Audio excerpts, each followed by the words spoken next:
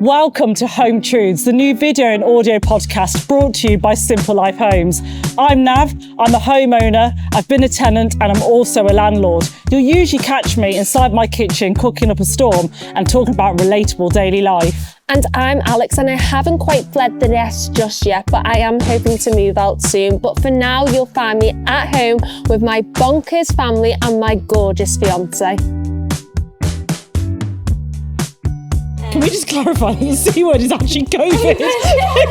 because there's going to be lots of C words. You're on a call like, sorry about that, it's just the neighbours, because you're literally so embarrassed. Nanny Nan's nookie nook. Nanny Nan's navvy nook. What would you put in your she shed?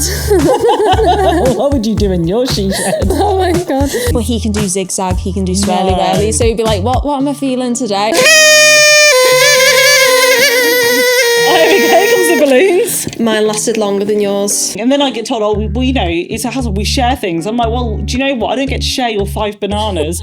Don't check they're okay, but like, you do. Whilst I roll my eyes thinking, did you really need to choke at that moment? Then I set the video back off again. And I thought, if I don't cry, then it can't be that bad. I think I'm still thinking about the woman and the kitchen objects. Do not bring up, what was it, the pestle and mortar. I will never be able to have one of them in my house. I don't think anyone is ever going to look at pestle and mortar the same way ever again. At least you didn't have a taste.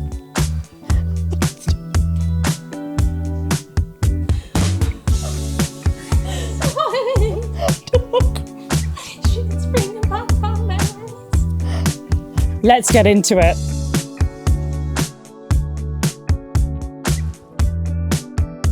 How's the home life treating you? Well, it's a bit chaotic at the moment because we're going on holiday soon. And you know, I'm trying to be organised. But you know when you get the cases down and start packing, everything looks like it's exploded. And I'm a bit like messy house, messy mind. So I'm like excited to go on holiday, but I'm like chaotic in my clothes, my organisation. So I need to get that sorted so I can be zen, calm my chakras. See, at least you're the tidy one. I'm just so untidy. Mess doesn't bother me. I need some sofa days. I've decided. I need a couple of days on the sofa to like binge watch some programmes. Yeah. Life's been like really hectic. So I think a couple of days, long weekend, relaxing is exactly where I'm at. And I hate it when people call it lazy days because I feel like they're essential. Like them days. My little niece actually said that. She came in, she's obviously off school at the moment for the 6 weeks holiday. So she's in the house at the moment. So adds to the chaos. And we were like, what do you want to do today? And she's like, I want a lazy day. And I was like, how do you know what a lazy day is? But I was trying to like self-care teach her, like, they're not lazy days, they're essential. No, I think sometimes sometimes we don't enjoy our houses enough. I genuinely believe this. You spend so long like doing up a house, making it feel like home, and then you have this guilt about not going out. Yeah. And you want to just escape the house. And actually, I think there needs to be more normalisation. Like your home is your sanctuary. Yeah, I'm not being a hermit. I'm just enjoying my home. I like the house I've paid for. It's my biggest monthly spend. I just want to enjoy it. I love how I've just said I like the house I've paid for when I'm living in my mum's house that my mum's paid for. So what about you? How's home life treating you? So at the moment, I've had some hectic weeks, like crazy weeks. Okay. Work is crazy. Work is crazy. Yeah. The home is like my sanctuary. Nothing is broken at the moment, which is amazing. Yeah, not the boiler. Not the boiler is working. I now have hot water. I'm fully functioning. I feel like I'm a fully functioning household adult at this point. So at the moment, it just feels very zen. However, I have decided I want to start redecorating again, which is going to cause chaos. Oh God, have you decided when you're starting that? Well, I've just finished, the lounge is done and I've had like a month off and I feel like, I need to move on to the next room. I want flow within the house. Yeah. But I want to have like a weekend relaxing first, make sure that I'm mentally prepared for like decorators to come in with their mucky boots, right? Because it's all going to create mess and then start it all over again. And then you're going to go. I think that's a good plan. I would need to have the running theme through the house at this point. So let's jump into this week's Home Truths then, Alex. So, and you'll have to stay tuned because we will be giving the answers towards the end of the day. But let's see what you think of this first. So, first of all, is the average UK rental deposit now over £1,200? What do you reckon? I wish I could say no, like with my answer, because that's like mortgage rates there. But I'm going to go, how things currently are, I would say so, yeah. All right, we'll find out towards the end. So the next one is, a landlord legally has to respond to maintenance issues within 7 hours. True or false? I think false on that one. Or, so my rationale is... You can't have both. You can't say, I think that could be false, or... A little part of my brain's going like, they should do that, but they don't do that. And you're a landlord, so I'm like, give me the eye. But I'm going to go false, actually. I think 7 hours is a bit imminent. Are you actually definitely going false now, yeah? Yeah, I'm going to lock it in. Okay, yeah. lock it in. Lock it in. Okay, here's another one. Many old Georgian buildings have bricked up windows because of a widespread superstition that it prevented evil spirits from entering the house. True or false? I feel like these are the ones that are always true. So let's play devil's advocate and I'm going to go true. You're going to go true? Yeah. Okay, well, everyone will have to wait now to the end of the podcast, towards the end, and I'll tell you if these are true or false. Can't wait. But should we get into today's podcast? Yes, let's. So, Alex, let's start on our first topic today. And it's something no one ever discusses. Like, what is the realities? What should you expect when you're actually sharing your living space with someone? So let's talk about shared living. I mean, for me, because I still live at home, I've not had that experience with, say, living with people outside of my family. Saying that, my fiance came one night and just never left. So I suppose that's a little bit of shared living. But for me, it scares me about moving out. Like, it's the sense of community. Like, I love it. Although it is like chaos sometimes or a little bit here, there and everywhere. I like the fact that when I'm coming home, there's different personalities and it's not isolating. You know that if you're having a bad day, there's always going to be someone to cheer you up. Or if you're having a good day and then your mum's knocking at you, sorry mum, then that's going to not get you down. But you know what I mean? So I think there's so many pros of it that I love. But my cons, I suppose, they always turn into a little bit of a pro in itself, because although like my mum nags me, or my dad is still that person now where I'm like, literally done it today, I'm like, oh, I'm off. And he's like, let me get your shoes on, puts brother's Crocs on, and then goes out and he backs me off the drive. One, he can't drive himself. So I'm like, I'm getting driving navigation skills off someone who doesn't drive.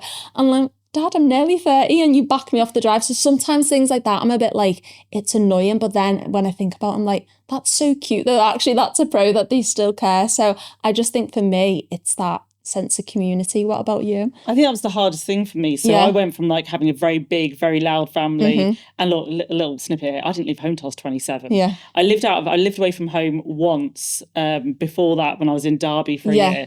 And I think that's when you learn like how living with somebody else is so different. Yeah, definitely. So I was living with this girl I'd never met before. Oh my God. Yeah, like, rogue. Like literally we met on the day that we were starting like it's kind of like an apprenticeship, if you like. First day we met. So you just have to bond. That's what it is. And then you realise you both have like different schedules. You both have like different ways of living. You know, for me, it was always you eat dinner and then you pack away dinner, where she would eat dinner, wait an hour and a half, and then think about putting stuff away. And for me, that drove me mad, because I came from a house where you literally start cleaning away straight away. Yeah. And you've got to learn how to live with somebody else, and you're not in a relationship with that person. And that can be hard. I think, like, you know, when people move away to uni and stuff, or just live with their friends, I think it's a totally different dynamic, because if it's your partner, you can have a go. But exactly, how did you find it with her? And that was the difference. How do you even bring it up without it causing like an because your home is like your sanctuary. I've always said home is a sanctuary for me. I agree. You go in, you close off the world. And if you find yourself in conflict with another housemate, it's not worth it. No. So you spend half the time dancing around it. And then what you don't ever want it to do is like build into like a big blow up, and then you can't talk to each other for like 3 days. Whereas living with a partner also has its problems. Yeah. Because if you're living in a family home, you're with Casey at the moment, at home with all the family, you're diluting each other. Yeah. You're diluting. You're going to scare me now with what you're going to tell me what the reality is. I'm not talking about this. I'm just saying it's a diluted approach, right? You have more than two people in a scenario. Mm-hmm. You know, there's always somebody else to go to for like that sanity. If you find yourself in a room, in a house with just your partner, there's always going to be somebody who's going to take control. Yeah. And it's never me. No. So there's always someone's going to take control. And then you find yourself, I'm like, hang on, I was answerable to my parents and lived by their routine for 27 years. And now I'm living with somebody else's routine. And I think that's where you've got to start finding balance. Yeah. I think knowing what you both bring to a house, to a home. Yeah. Is where you've got to start finding that balance without people growing resentful. Yeah, definitely. And I think that's always a really fine line. It's a really fine line. Who takes on what job role? Yeah. You know, do you have blue jobs or pink jobs? Yeah. Oh, God. That's such a trend at the moment. Like putting petrol in. I know that's not 100% related to the home life.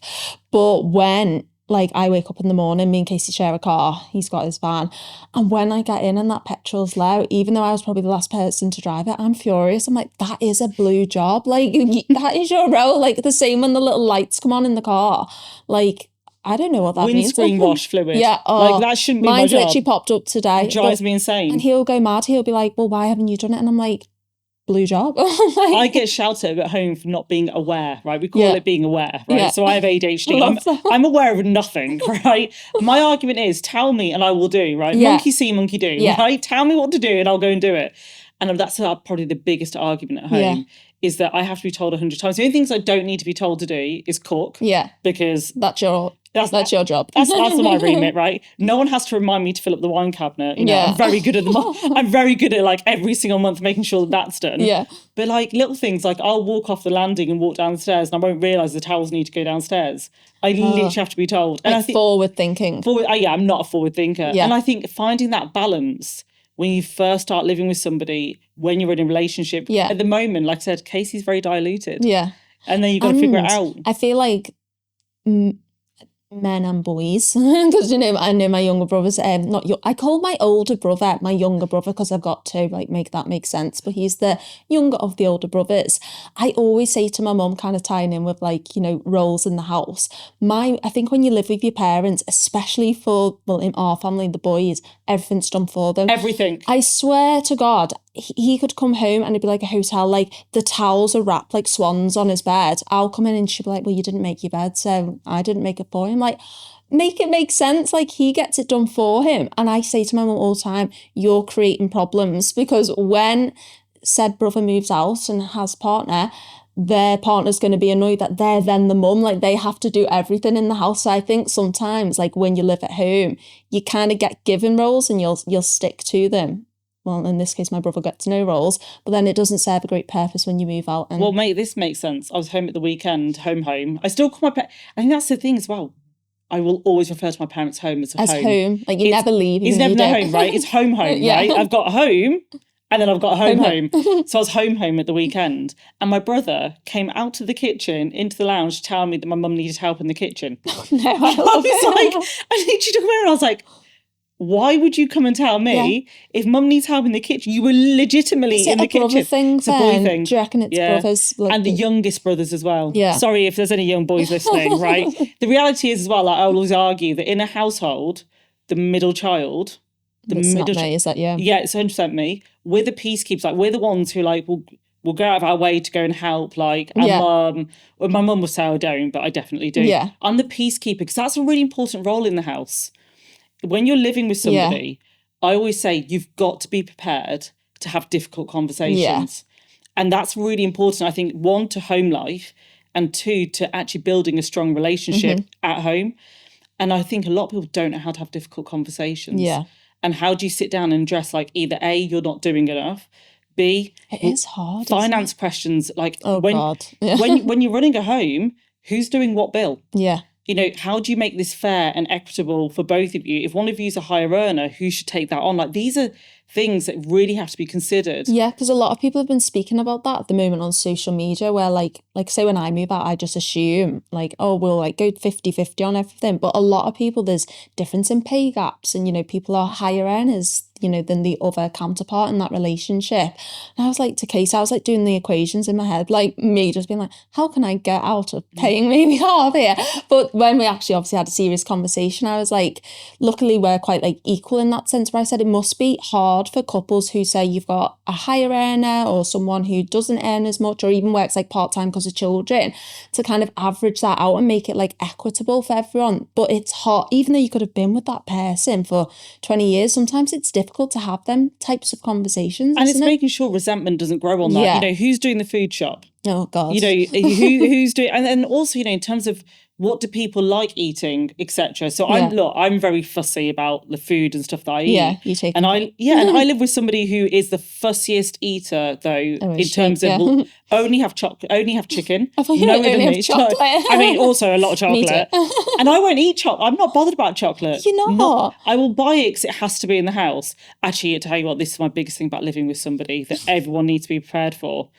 I buy things.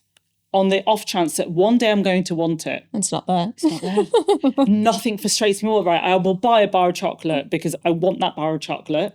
But I just don't need to eat the whole... want it right now. I don't need it right now. But I saw it and I was like, do you know what? I'm going to need that treat one day. The worst is when you go to the fridge and you know that it's not there. It's not there. Yeah. It's not there. And I was like... Or they've not replaced it, yeah. Well, how would we not think? And then I get told, oh, well, you know, it's a household. We share things. I'm like, well, do you know what? I don't get to share your 5 bananas. I'm not joking. The bananas is like the biggest argument because there's one for each day. And sometimes I fancy a banana. I'm like, do you know what? I'm hungry. I'm in between meetings. Yeah. My God, nothing scares me more than eating a banana and not going to the shop for that very day to replace it, because you know, I think, you know, neurodiversity within the home is like massive at the moment. Yeah. Everyone's got something, right? Yeah. I have ADHD, I live with somebody with OCD. You try and make those two things meet in the middle. Managing that as well and getting the balance right to make it work. Absolutely. I mean, the good thing is that I'm the type of person who doesn't open any mail. Yeah. I can't handle it. I won't deal with it. It sits in a corner. But again, that's balance of household. That's not financial balance. That's household responsibility. Who's going to open the mail and deal with whatever comes in, and who's going to do, you know, the cleaning. Yeah. Cleaning's a big one.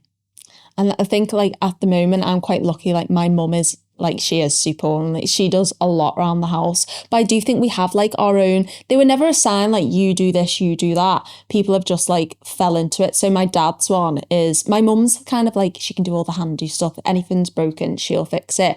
My dad, like, has, like, 1 or 2, and, like, they're his role, and he's nailed them to a T. So he'll do the hoovering. But he's got really good at doing, like, you know, like, the swirls and the like... What about lines? No, that's what I mean. But he can do zigzag, he can do swirly-whirly. So he'd be like, what am I feeling today? And my mum will come home and be like, she'll know what mood he's in by the direction of the lines, or the taking the bins out. Like, when I was younger, that was my role, because I feel like you're smaller, you stand on the bins and squish them down.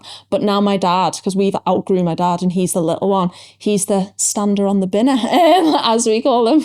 Right, I think that's a normal thing, by the way. Standing on bins. So I didn't know this I used to love it. I legitimately did not know standing on the bin was a thing. Honest to God. Did you never have to do it? So, well, no, I never had to do it.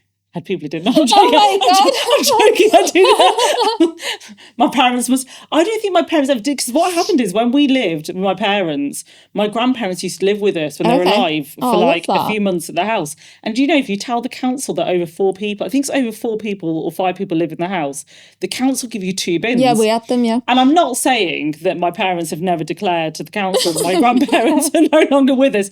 I'm just saying we've got duplicate bins. So yeah, you've got more than you need. So they never had to do the whole jumping on the bin malarkey.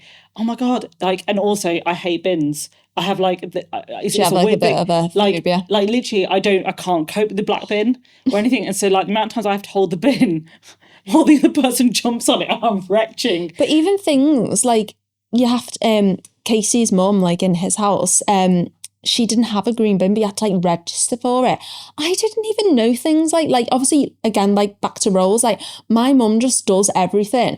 And you know, when you're thinking about buying a house, you try and get prepared in your head, like, right, I'm going to have to start doing this, or how does this work? And they don't teach you it in school. I was like, even down to the bins, you've got to think to like, my mum was like, Sharon, you need to register to get the green bin and you need to put it out on this day. And even things like that, like remembering what day the bin comes out. Literally yesterday, my mum rang me, and my mum, when she's trying to deliver information quick, will just shout and scream like you've done something awful.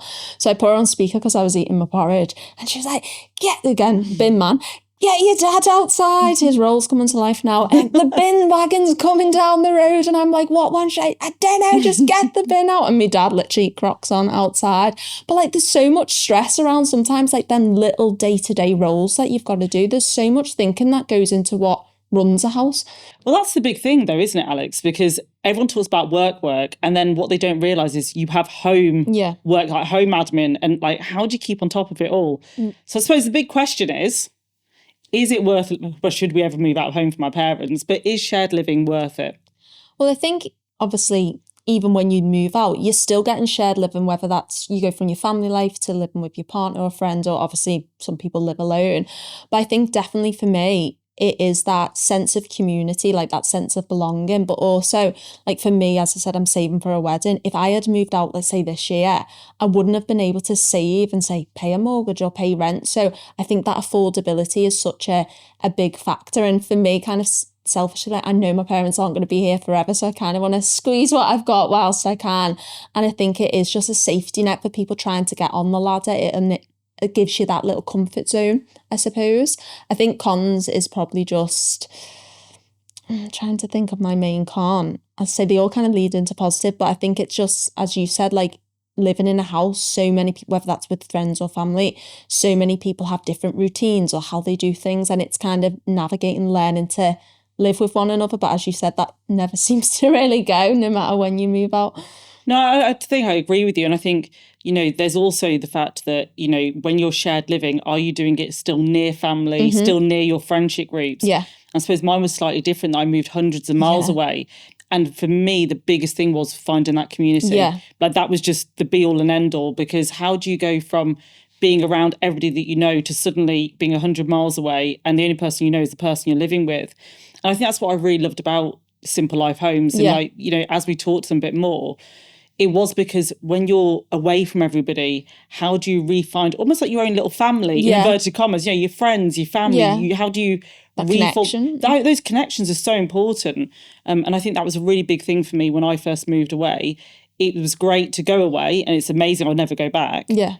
But finding your community has got to be the one thing, because it gives you stability, and it's the people you can come home to and say, I've had a bad day, and you know who to go to, or just lift you up straight away. Yeah. And I think with like the build to rent and like with Simple Life, like the things they host and put on as well. Like, I actually was saying to Casey, like, even when we move out, we probably aren't going to have a family, and we're going to be away from family, but not too far. It would be nice, like, say, we don't know if we want to go like apartment first or a house. Like, one, you can't always predict your neighbours, but to have like that community wherever you choose to go and build that, whether that's through community events or doing things with other people. I think there's so much more opportunities for that, especially if you're living alone and want that freedom.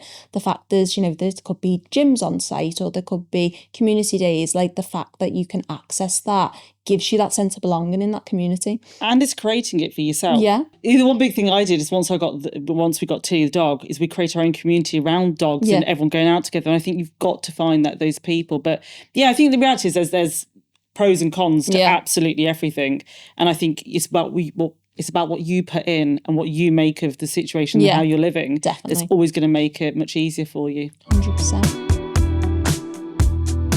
So let's play our first feature, Rent or Regret. So we're going to describe a few hypothetical scenarios. And if any of our listeners have got any hypotheticals they want to share, get in touch with us on Instagram at Simple Life Homes, and we'll be able to pick them up from there. But for our first set, are you ready, Alex? Yeah, I love stuff like this. Okay. Hit me up. So for the first scenario, you've got a recently renovated property, except the bathroom. Now, the pros of this property is it has a new kitchen, flooring and appliances. Love that. Has fresh paint. It's dry and airy.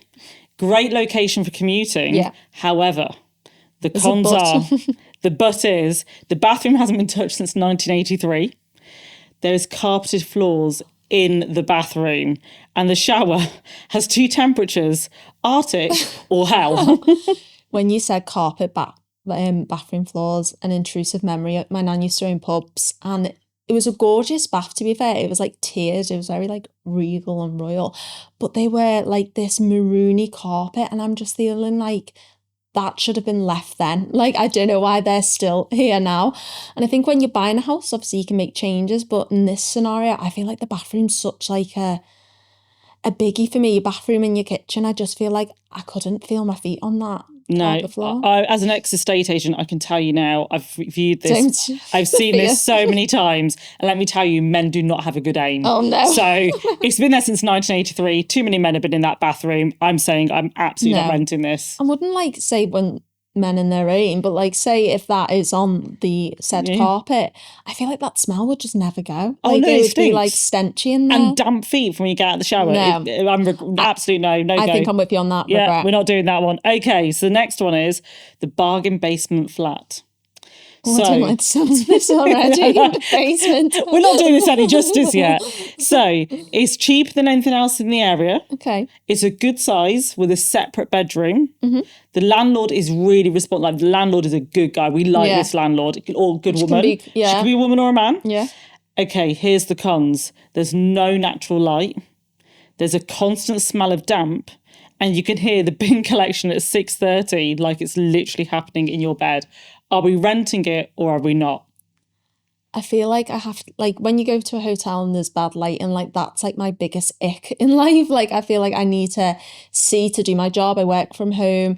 Even things like waking up, like, I want to wake up on my own body alarm clock. So if the bins are waking me up, I suppose that could be a pro, and that you get up and you seize the day. But I don't know. I've got to think about basements. I would say no. See, I don't mind a basement because I've seen lots of basements come out, like especially in London, they've been really cool. However, yeah, I'm all about natural light. Although the one thing I will tell you, and I work with a lot of like developers, IT developers, they would absolutely love a bat cave. They like it cold, they like it damp, and they like it dark. It's a bit like man cave vibes, isn't it? I think if the advert like needs to be more specific, it needs to say if you work in developer or operations, like, this is just for you. Niche, yeah. This is exactly where you're at. I'm going to pass on this one. Hard pass. I would probably pass, but it's not as bad as that first one. I would, if I had to pick between the two. That's a good show. Yeah, so if you had to pick between the two, I would go for that one over the upper one. The bathroom. You're still thinking about the bad aim on the carpet. Okay, next one. This is our last one. Okay. The flat above a takeaway. The pros are that it smells amazing if you like chips, which basically means oil. But okay, we're going to go with it. Right? We're deep fat frying everything here at this point. Open late, and it's an easy dinner solution. The rent is slightly lower than others on the street. Now, the cons are that it smells amazing all of the time, but it doesn't really, does it? 'Cause it smells of chip fat. So we'll stick with that. The delivery driver blocks your door and a loud extractor fan is turned on till 1 a.m. Would you rent it? I feel like no, straight away. I'd say yeah. The bat. Why? Because I just love food, don't I? Like, I'm that person. That smell would be on your clothes. Imagine, like, with my job as a therapist, if I went in stinking of, like, I'd use Unstoppables. I would put so much Unstoppables. But you might not be able to get to work if the delivery driver is blocking. Oh, yeah, that's a good point. And I don't walk anywhere. And I'm not a skilled driver. Like the other day, the bin lorries were outside. They weren't the bin lorries. I'm obsessed with bins at the moment, aren't I? But they were resurfacing the road and they left all the machines and it was on one side of the road. I literally walked where I needed to go because I was like, I'm not going to get the swing out there with my car. So with my driving skills, I would say, no, I need my own space to quickly evacuate. God, you're fussy. How are you going to find somewhere? Casey, my view is... Why do you think I'm still at home? Listen, if it's food, I'm all in. Yeah. I think, okay, maybe not like a KFC takeaway kind of like chicken shop vibe, but, you know, like... But see, that's what came to my head when that came Okay, well, I'm going to pull it back so that I really want this. So I'm going to say that actually it's a Nando's downstairs. Okay. And in which case... Yeah, then... I'm having it. Yeah, right. I literally want Nando's on my doorstep. I'd make best friends with them. I'd be like, here, do you know what? I have my parking space as long as you give me free food. Free Nando's, Feed me every If it's single time. Nando's, okay, with the caveat, if it's Nando's. What if it's Pepe's? I've never had one. Oh my God, yeah, I'm doing it for Pepe's. There's not many I wouldn't say no to, but I would say no to like if it's a rubbish, dirty like burger. the corner shop kebab Yeah, house. then not doing, well, no, I do like a kebab as well, right? Oh God. Basically, I would pick the restaurant to live above that I want to eat from all of the time, and then I'd make best friends with them. That's fair, as I can I see like that. food accessible to me at all times. The what now eat. The what now eat. So yeah, that's my answer on that one. I'd say yes, you'd say no. Yeah. You say no to everything. Yeah, I think that's going to be a theme. Yeah, I think, Alex, we're going to have to work on your compromises. Yeah, I suppose. To get you out of your mum and dad's I think house. out of all, I'd go basement one. Really? Yeah, which I shocked myself. I think I'm the carpet shocked. bathroom. Because you don't look like kind of basement but kind of girl. then, like when you mentioned like the London ones, and New York do a lot of them, like, you know, like loft apartments with basement. You could make it vibey. I think we could make that work. Just back to the takeaways though. So if you're in New York, this is my argument, and you're getting like those big pizza places, you wouldn't mind living above that. Yeah. They're just huge slices. If it was like Joe's Pizza in New York. Well, I think that it depends on where the food is coming from. So we're going to work on that one. Anyway, that is the end of Rent or Regret. Oh, I love that. So, Alex, today's been a great discussion. Actually, I love talking today. Today's been amazing. I know, loved it. So should we wrap it up? Come on, what have we learned today? What are the things that have really stuck out? I think for me, because I'm trying to get on that property ladder, like I've been a bit fearful of losing that shared living, but hearing you like say you still share your living with, say, your partner when you go or your friend, but the dynamics are still the same. Like you've got to find how people work. So I feel like I'm not in for a big shock, like, oh my God, it's going to be completely different dynamics. Because I've lived with people now, I can do it again, because I've been a bit scared about, oh God, I'm just going to be living with Casey. And even just things like I don't know if I want to rent or I want to buy. There's so many opportunities, and I think there's pressure. You know, I'm 30 next year, but like everyone's like, yo, why haven't you moved out? Like there's so much pressure on people. You've got to move out or you've got to do this. And I think just learning that, just go at your own pace. Like if you've got it good at home and you're saving for that house or to rent, like you've got that safety net. For some people, they might not be in that situation. Absolutely. But things like Simple Life, where you might be moving out independently, but there's so many community features within that, it's not actually a scary process. I think there's more out there than we are aware of, whether we're moving out in a couple, friends, or individually. So I think there's pros and cons of everything, but it's made me like, I don't know, not as scared to move out, because I'm still going to have that sense of community, as you said, whether building it, going somewhere where there's a pre-existing community through, say, something like Simple Life, or just me and Casey starting our own little mini community. I was always petrified about leaving home because I was so used to having all my cousins, all my friends, all my family nearby. And on the flip side, and somebody's come out the other end of it. Yeah. Do you know, I wish I'd done it sooner. Yeah. I wish I'd found my own sticks and like made my own foundation much sooner, because I don't want to move from where I currently am. You know, it's amazing. I love it. I love my community. In fact, you know, one thing that's constant discussion at the moment is I want to move house. Yeah. And, you know, I want to, you know, I need to move into a bigger property. I need more space. But the one thing is I don't want to leave behind the community that I have created. Yeah. And I keep saying to everybody, you know, the ideal would be if I only moved one street away, but got a bigger house. So I think that's one of the things that I love about Simple Life Homes, because you can start in an apartment when you first move out of, you know, home, or you're first living away. And then it allows you to, you know, move into a smaller house and then a slightly bigger house, because they have them all different types of houses on the development. Yeah. So I don't have to leave my community to go for a bigger house. Grow within it. And that's really important to me. Like once you found that sense of belonging, I don't really want to leave it. And not changing landlords. And not changing landlords is huge. Yeah. And the other thing is that Simple Life actually have places up and down the country. And there's a lot of developments for Simple Life Homes at the moment. So I think that's one of, community is just so important and people don't talk about it enough. Yeah, I agree. So anyway, at the beginning of our conversation, of our podcast today, we talked about some what we thought were home truth answers. I'm going to get my test results. You're going to get your test results. Did you pass or did you fail? So I think, if I remember rightly, you went false, true, false. No, I think I went true. True? Because it was about changing the price. answers here, let's just be clear. No. She's lying. Because the first one was about the price of renting. So I said that true. True. It didn't shock me. And then I think I said false. True. True. Yeah. Let's see if you got it right. Okay. And let's see what everyone else and everyone listening, if you got it right as well. So we got the average UK rental deposit is in fact £1,200. It is true, yeah. However, there's a caveat here. Okay. The average UK rental deposit now exceeds £1,200, with higher amounts in cities like London, where tenants often pay upwards of £1,800 to £2,500 as standard. As their rent or the deposit? As a deposit. Oh my God. There's 6, I think they cap it like 5 or 6 weeks now. I think it's 5 weeks. Oh God. But yeah, isn't that, and the fact that people would have been paying more than that, but the rental price is crazy. Anyway, a landlord legally has to respond to maintenance issues within 7 days. You said was? I went false. Yeah, I went false, but I did try and change it to true, I think. So tell me what you think. I locked in false. Okay, you locked in false. Alex, you're absolutely spot on. And everyone else who got that right, well done. So that was in fact false. There is no universal law that says landlords must respond in 7 hours. There's not like a time? There's no, hang on, I'm not finished yet, you know. What the law actually says, and this is where it's dubious, it says landlords must make repairs in a reasonable time. So this varies depending upon the situation. So urgent, like you've got a massive leak and it's coming through the ceiling, or there's no heating, should always be handled within 24 hours. Yeah. And less urgent issues can be up to 14 days or more, especially in the private sector. So there we go. Now the third one. I can't remember this one. So this one was the Georgian homes. Oh, yeah. So have the windows been bricked up because of a widespread superstition that it prevented evil spirits? You said... True, to spice it up. Yeah. It was false. Absolutely not true. They were bricked up. And if anyone else is probably screaming if they're listening to this and they know the answer to this at the moment. So the answer is that it was actually to avoid paying window tax.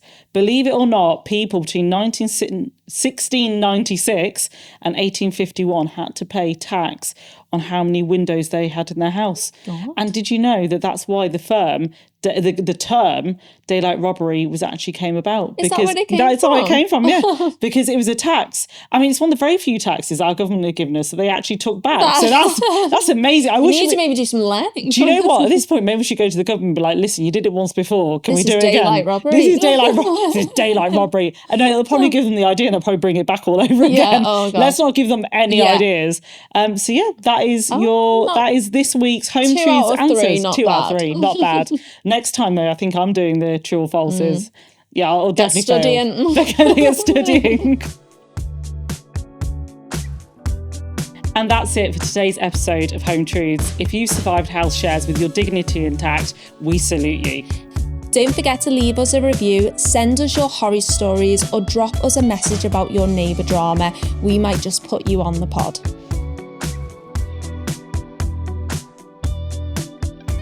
Thanks so much for watching or listening. We love the support, and this podcast is created with the support of Simple Life Homes, who offer stunning built-to-rent houses and apartments across the UK, including places like Scotland, Yorkshire, Lancashire and Essex, and this one we're in right now is in Salford.